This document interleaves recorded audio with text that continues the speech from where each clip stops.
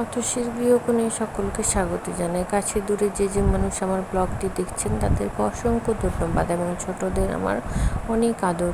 আজকে আমি ব্লগটি স্কুল থেকে ফেরার পরেই শুরু করলাম।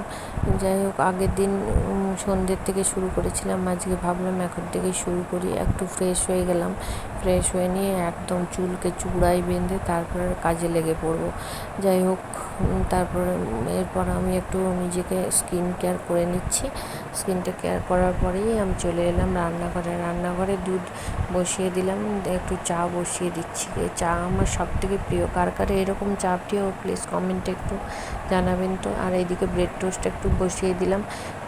ব্রেড টোস্টটা একটু ঘি বা বাটার দিয়ে যদি ব্রেডগুলো সেঁকে নেওয়া হয় তাহলে কিন্তু খুব অসম্ভব সুন্দর একটা ফ্লেভার বের হয়, দারুণ সুন্দর লাগে চা দিয়ে খেতে। কিন্তু আপনারা খেয়ে দেখতে পারেন কিন্তু। তারপর এইবার চার টোস্ট বানানো হয়ে গেল, এরপর একটু খেয়ে নেবো। অনেকক্ষণ খেয়েছি, সেজন্য খিদেও পাই খুব একটা। আমি ভারী টিফিন করি না, টিফিনের সময় খিদে পেয়ে যায় প্রচণ্ড, সেই জন্য খেয়ে নিচ্ছি। তারপর আপনাদের সঙ্গে একটু গাছেদের আলাপ করাবো। কয়েকটা গাছ কিনে এনেছি, বুঝলেন তো। আজকে কয়েকটা গাছদের সঙ্গে দেখাবো আপনাদের। গাছগুলো বেশ সুন্দর। যেদিন আমার মনে হয় আমি ওই গাছেদের নার্সারির পাশ দিয়ে বের হয়, সেজন্য এই যে স্পাইডার প্ল্যান্ট, ছোট্ট একটা বাচ্চা স্পাইডার প্ল্যান্ট নিয়ে এসেছি। এইগুলো আগেও আছে আমার বাড়িতে, তাও একটা নিয়ে এলাম।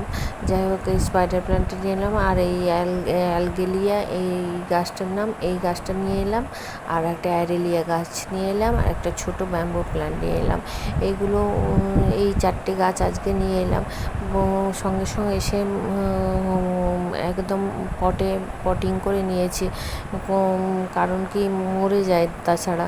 আর বর্ষাকালে এই সময় পটিং করে নিলে তাহলে কিন্তু বেশ গাছগুলো সুন্দরভাবে বেঁচে যায়। কেমন লাগলো আমার ব্লগটি জানাবেন, ধন্যবাদ।